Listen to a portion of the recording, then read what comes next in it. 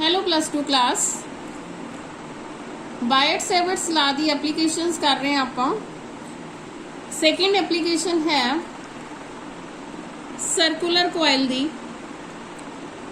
Magnetic field at the centre of the circular coil carrying current. ये circular coil है, इस दे विच current flow हो रहा है। करंट आप डिनोट कर देने आई एंड इस दे सेंटर ओ पॉइंट दे इस सर्कुलर कोयल दे सेंटर ओ पॉइंट ते आपां मैग्नेटिक फील्ड फाइंड आउट करना है। इसका रेडियस सपोज कर लो आर है।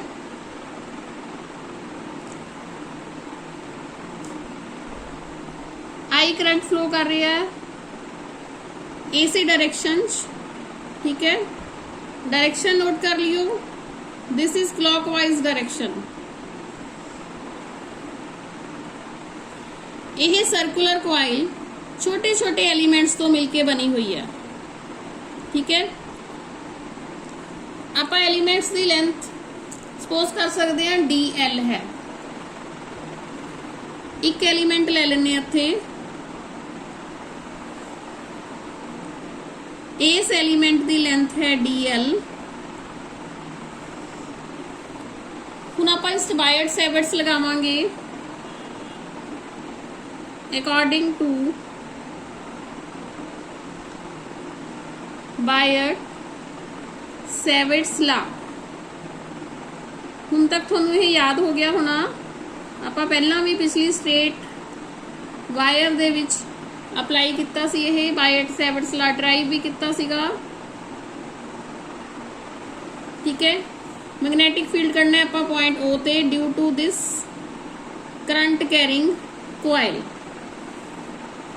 इस करंट एलिमेंट है अपना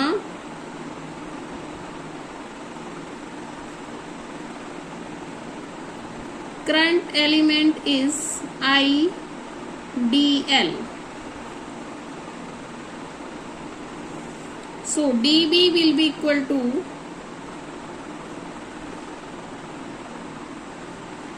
mu naught 4 pi I in vector form दस रही हैं पहला DL into R, these are vector quantities, upon R cube, this is vector form। Another geometrical form is mu naught upon 4 pi IDL, this is current element, R sin theta upon R cube।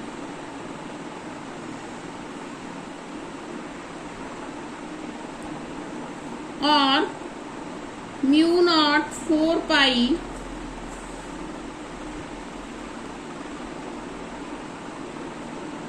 IDL sin theta upon R square। R की है, R position vector है O point दा from the current element IDL। R is position vector from point O of current element IDL। और इस DL current element ते और R दे विचकार angle है theta. This angle is theta and this angle is 90 degree.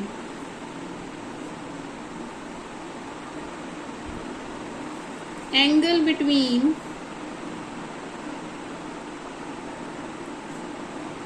DL and R, this is theta and this is 90 degree। So DB is equal to sin 90 put करांगे आपां। इस equation दे विच sin theta जगह sin 90 put करांगे। IDL sin 90 upon r square. Now sin 90 is 1, so this equation becomes mu naught 4 pi I dl upon r square. ਇਸ case ਦੇ ਵਿੱਚ dB ਦੀ direction magnetic field due to this small current element ਇਸ dB ਦੀ direction perpendicular to the plane of the current loop होएगी, ठीक है, ये परपेंडिकुलर होएगी एंड डायरेक्टेड इनवर्ड्स होएगी, अंदर नु होएगी, परपेंडिकुलर होएगी।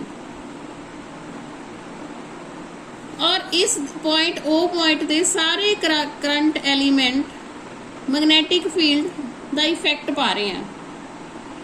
सारी दी सारी कॉइल दे छोटे छोटे करंट एलीमेंट्स ओ ते इफेक्ट पा रहे हैं, मैग्नेटिक फील्ड विच कंट्रीब्यूशन कर रहे हैं, ठीक है। टोटल मैग्नेटिक फील्ड आपका कटना होएगा पॉइंट ओ ते due to whole circular loop, then it is obtained total magnetic field की होएगा B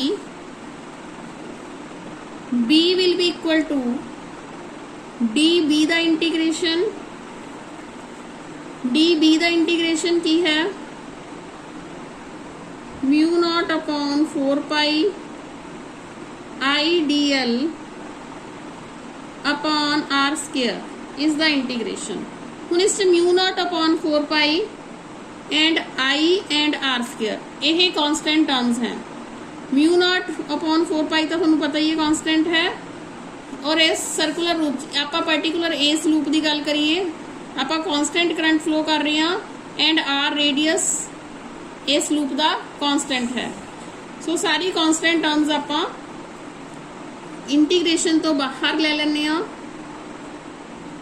mu naught upon 4 pi I upon are square आप इंटीग्रेशन करना है सिर्फ डी एल का।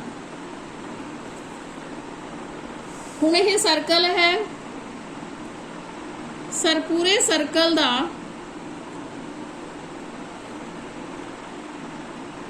डी एल का इंटीग्रेशन की होएगा, मतलब ਇਹਦਾ पूरे सर्कल का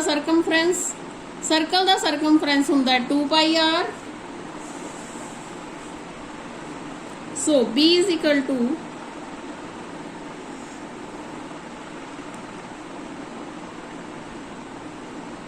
mu naught 4 pi I upon are square into 2 pi are.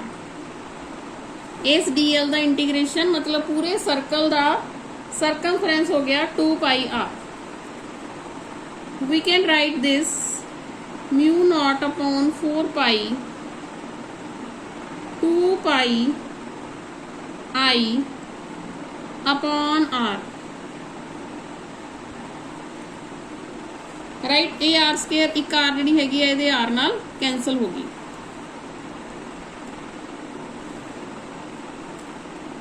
Now B is equal to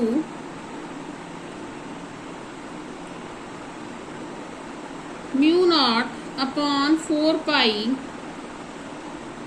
into 2 pi I upon r. एक तो अपने को यही टोटल B आ गई, ठीक है।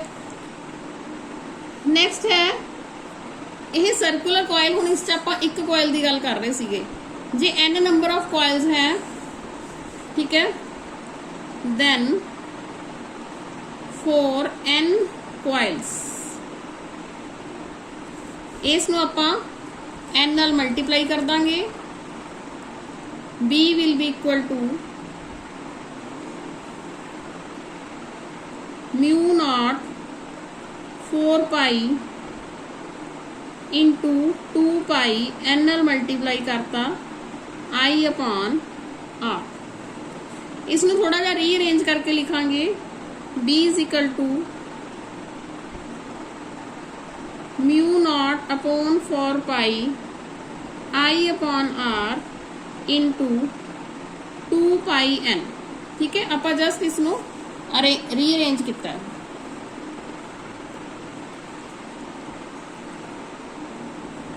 but this 2 pi n is angle subtended by coil at the center.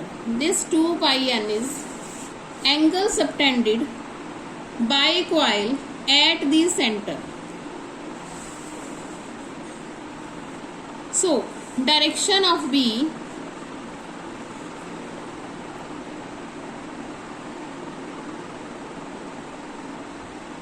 what is direction of B? ਇਸ case ਦੇ ਵਿੱਚ ਜਦੋਂ ਆਪਾਂ ਕਰੰਟ ਨੂੰ ਕਲॉकਵਾਈਜ਼ ਆਪਾਂ ਫਲੋ ਕਰਕੇ ਸ਼ੋ ਕੀਤਾ ਹੋਇਆ ਹੈ, ਠੀਕ ਹੈ। ਕਰੰਟ ਆਪਣਾ ਇੱਥੋਂ ਆਂਦਾ ਹੋਇਆ ਇੱਥੇ ਜਾ ਰਿਹਾ, ਠੀਕ ਹੈ। ਇਸ ਕੇਸ ਦੇ ਵਿੱਚ ਡਾਇਰੈਕਸ਼ਨ ਆਫ ਮੈਗਨੈਟਿਕ ਫੀਲਡ ਹੋਏਗੀ perpendicular to the plane of the circular coil and directed inwards. Second case ਦੇ ਵਿੱਚ ਜੇ ਐਂਟੀ ਕਲॉकਵਾਈਜ਼ ਕਰੰਟ ਫਲੋ ਕਰਾਈਏ ਆਪਾਂ, ਇੱਥੋਂ ਆਂਦਾ ਹੋਇਆ ਇਹ ਕਰੰਟ ਇਸ ਤਰ੍ਹਾਂ ਸ਼ੋ ਹੁੰਦਾ ਹੈ, ਇਸ ਤਰ੍ਹਾਂ ਫਲੋ ਹੋਏਗਾ anticlockwise, then direction of magnetic field ਕੀ ਹੋਏਗੀ? that will be at the center of the circular coil and perpendicular to the plane of the coil and directed outwards. ਬਾਹਰ ਨੂੰ ਹੋਏਗੀ, perpendicular ਹੋਏਗੀ, ਠੀਕ ਹੈ। ਜੇ ਐਂਟੀ ਕਲॉकਵਾਈਜ਼ ਹੈ ਤਾਂ ਡਾਇਰੈਕਟਿਡ ਆਊਟਵਰਡਸ ਹੋਏਗੀ, ਜੇ ਕਲॉकਵਾਈਜ਼ ਹੈ ਤਾਂ ਡਾਇਰੈਕਟਿਡ ਇਨਵਰਡਸ ਹੋਏਗੀ। ਇਸ ਨੂੰ ਆਪਾਂ ਰਾਈਟ ਹੈਂਡ ਰੂਲ ਨਾਲ ਵੀ ਫਾਈਂਡ ਆਊਟ ਕਰ ਸਕਦੇ ਹਾਂ। ਰਾਈਟ ਹੈਂਡ ਰੂਲ ਕੀ ਸੀਗਾ? ਇਫ ਵੀ ਹੋਲਡ ਦਾ thumb of right hand mutually perpendicular to the grip of the fingers such that curves of the fingers represent the direction of current in the wire loop, then the thumb of right hand will point in the direction of magnetic field near the center of the current loop. So this was our article, magnetic field at the center of the circular coil carrying current. ਚੰਗੀ ਤਰ੍ਹਾਂ ਕਰ ਲਓ ਇਸ ਨੂੰ ਬੱਚਿਓ, ਠੀਕ ਹੈ। ਜੇ ਕੁਝ ਨਹੀਂ ਸਮਝ ਆਉਂਦਾ you can ask me. So take care.